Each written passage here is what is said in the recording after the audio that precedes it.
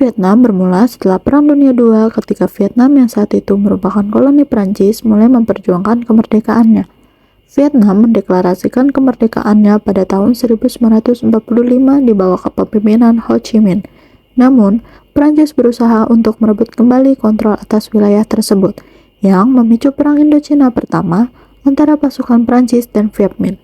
Pada tahun 1954, setelah kekalahan Prancis di Dien Bien Phu, Perjanjian Jenewa ditandatangani. Perjanjian ini mengakui kemerdekaan Vietnam, namun membagi negara menjadi dua wilayah, yaitu Vietnam Utara menjadi negara komunis yang dipimpin oleh Ho Chi Minh, dan Vietnam Selatan menjadi negara anti-komunis di bawah pemimpin Ngo Dinh Diem. Diem menjalankan pemerintahan yang otoriter dan korup, yang memicu ketidakpuasan luas di kalangan rakyat. Rezimnya yang represif, termasuk kebijakan anti-Buddha, memperburuk situasi dan memicu pemberontakan yang dipimpin oleh Viet Cong. Viet Cong didukung oleh Vietnam Utara dalam upaya mereka untuk menyatukan Vietnam di bawah pemerintahan komunis. Amerika Serikat yang khawatir akan penyebaran komunisme di Asia Tenggara atau doktrin domino mulai memberikan dukungan militer dan ekonomi kepada Vietnam Selatan. Dukungan ini meningkat pesat setelah insiden Teluk Tonkin pada tahun 1964, di mana kapal perusak AS dilaporkan diserang oleh kapal Vietnam Utara. Insiden ini memberikan Presiden Lyndon B. Johnson alasan untuk mendapatkan persetujuan Kongres guna mengekskalasi keterlibatan militer Amerika. Pada tahun 1965, Presiden Johnson memerintahkan dimulainya Operasi Rolling Thunder, kampanye pengeboman besar-besaran terhadap Vietnam Utara.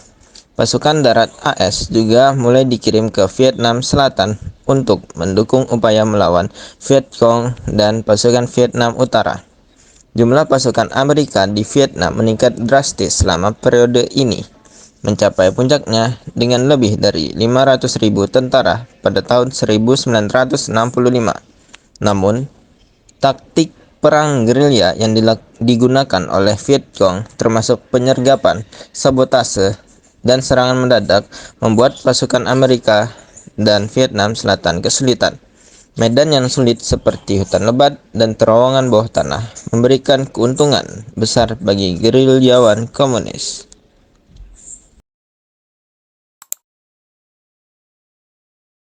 Pada awal 1968, pasukan Vietnam Utara dan Viet Cong melancarkan serangan Tet. Serangan besar-besaran yang terkoordinasi terhadap lebih dari 100 kota dan pos militer di Vietnam Selatan selama perayaan Tahun Baru Vietnam atau Tet. Serangan ini mencakup serangan terhadap kedutaan besar Amerika Serikat di Saigon dan berbagai kota besar lainnya. Meskipun secara militer pasukan komunis akhirnya dikalahkan, dampak psikologis dan politik dari serangan ini sangat besar. Serangan Tet menunjukkan bahwa pasukan komunis mampu melancarkan serangan besar-besaran dan terkoordinasi, yang mengurangi keyakinan publik Amerika bahwa kemenangan sudah dekat.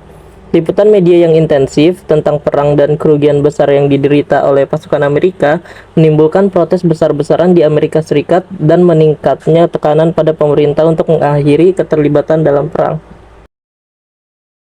Menanggapi tekanan domestik, Presiden Richard Nixon meluncurkan kebijakan Vietnamisasi yang bertujuan untuk mengurangi keterlibatan pasukan Amerika dan meningkatkan kemampuan tempur pasukan Vietnam Selatan.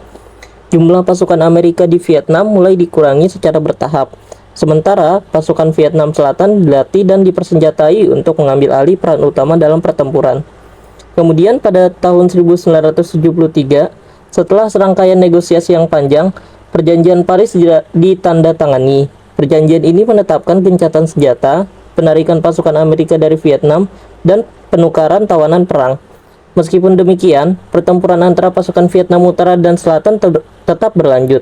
Namun, tanpa dukungan penuh dari Amerika, Vietnam Selatan semakin terdesak.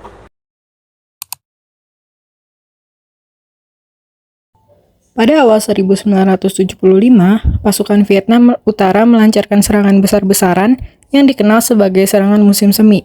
Dalam waktu singkat ini, mereka berhasil menduduki sejumlah besar wilayah di Vietnam Selatan. Dan pada 30 April 1975, pasukan Vietnam Utara memasuki Saigon. dan pemerintahan Vietnam Selatan menyerah tanpa syarat.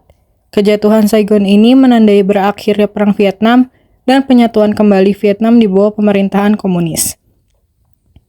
Perang Vietnam meninggalkan dampak yang sangat mendalam. Lebih dari 3 juta orang Vietnam, termasuk warga sipil dan tentara, tewas dalam konflik tersebut. Amerika Serikat juga menderita kerugian besar, dengan lebih dari 58.000 tentara tewas dan ratusan ribu lainnya terluka. Perang ini mengakibatkan trauma psikologis yang mendalam bagi banyak veteran. Secara politik, perang ini menyebabkan perubahan besar dalam kebijakan luar negeri Amerika. Trauma dari kekalahan dan biaya yang sangat tinggi membuat Amerika lebih berhati-hati dan keterlibatannya di militer luar negeri.